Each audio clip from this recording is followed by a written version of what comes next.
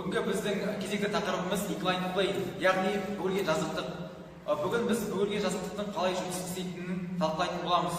Ол үшін бізге... Профессор, ана машина не істейміз, ойнаймыз ба? Әрине ойнаймыз. Олай ойлап қоймай-ақ қой. Бүгін оны қолданатын боламыз. Жүк, бізге керегі бүгін жүк, жіп және динамометр. Бүгілген жазықтықты қалай анықтаймыз? Оны анықтау үшін біз екі тәсілді қарастыратын боламыз. Бірінші тәсіліміз осы бөлген жазықтықтың үстімен өтетін система рампа системасы. Ағай, рампа системасы рамканың жартысы емес па? Әрине. Екінші тәсіліміз біз бірінші жерде екінші жерге күш арқылы, яғни МЖ күш арқылы көтереміз.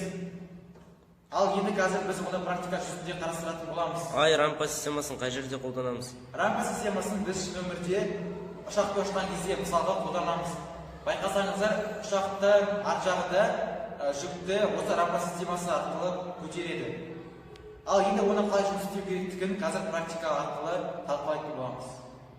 Дәл қазір біз осы жүкті екі тәсілмен өлшейтін боламыз. Бірінші тәсіл оны тікесінен көтеру.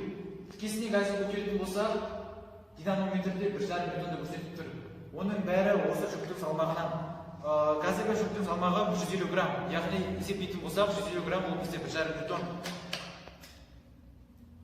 Ал қазір біз рампа системасымен өлшейміз. Рампа системасы арқылы өлшегенде бізде 0,75 ньютон. Вау! Көріп тұрғандарыңызда 0,75 ньютон ол деген манаға көрсеткен салмақтан 2 есе кіші.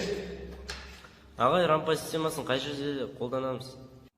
Кезінде Египетте пирамидаларды салған кезде осы рампа системасы арқылы салған.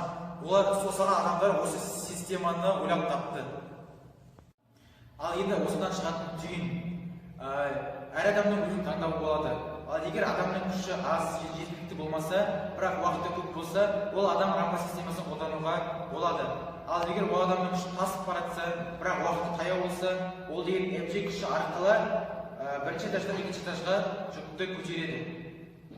Ағай, жыртылып қиналыпсыз ғой. Ол енді сенің шаруаң емес. Назарларыңызға рахмет. Қош сау болыңыздар.